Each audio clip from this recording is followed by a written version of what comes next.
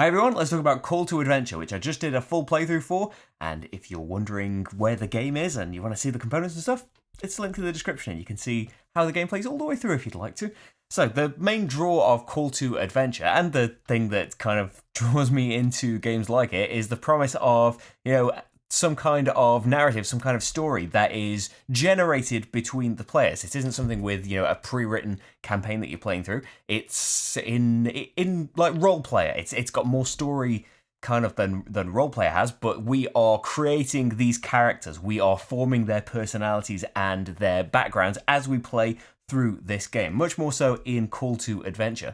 And it's it's done in a clever way that's probably down to you wanting to get certain things. If you start off with strength and you're going to get points at the end of the game for having strength, you're probably going to try and get strength throughout the game. And those adventures that you go on are aptly named so that at the end of the game you come out with this story that's actually is quite a nice retelling of a character's life.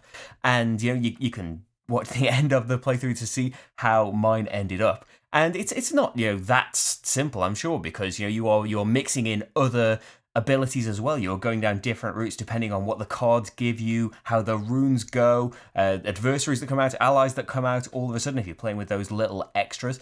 And yeah, I really like how, similarly to how the end of a tile laying game goes to, Suburbia or Castles of Mad King Ludwig, where you're looking at the things you've created throughout the game. It's really good at the end of this to look back at everyone's characters' lives and see the little stories that we've made throughout this game.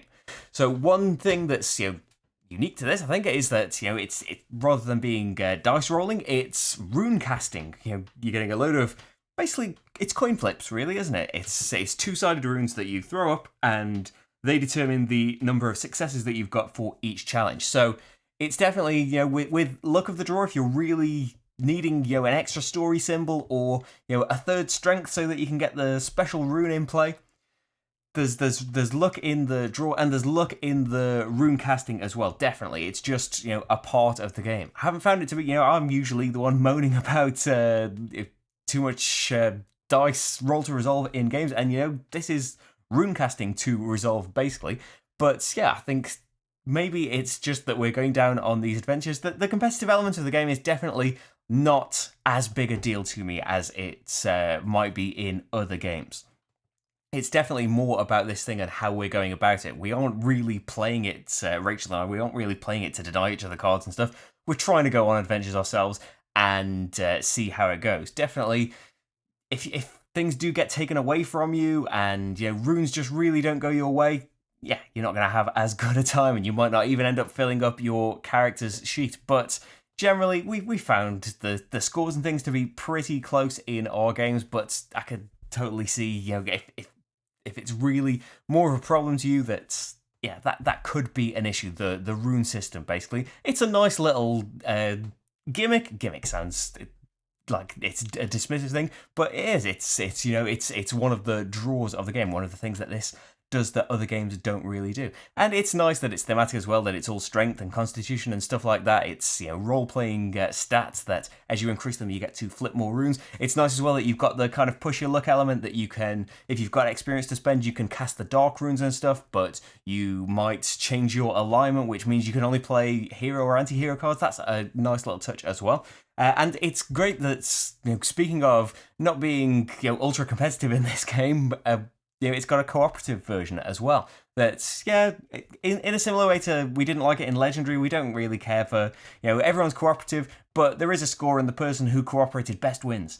Not so bothered about that. It's just, we kind of treat it as, if we defeated the adversary, great, which you probably will do by the end of the game if at least one of you has been building the character towards doing that. But it's nice having this presence there, because there is, actually I haven't mentioned, there is some take that in the game. There is, certain anti-hero cards that's just like, play this when someone's completed a challenge, they have to do the challenge again, or they have to pick a different challenge. And yeah, that's absolutely the antithesis of what we want in a game. So when we've played it competitively, just taken those cards out, not missed them at all.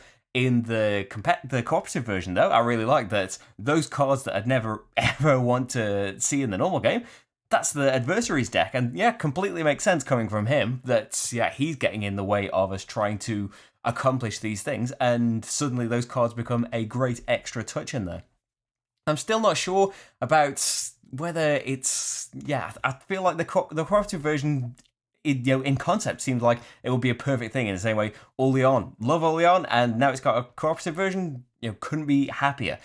I've enjoyed the cooperative version, but yeah, I wonder if it just might be a solo thing for me, that I like it more in that way. But it has got an expansion coming as well, so it'll be interesting to see what that adds to it. If it's just more cards and things, I imagine more mechanisms will be added as well. But anyway, this is going to turn into rambling if I go on for much longer. The playthrough is there, and hopefully you can get the gist of Call to Adventure and decide whether you'd like it yourselves. It's Call to Adventure. Thanks for watching, and I'll see you for the next game. Bye, everyone.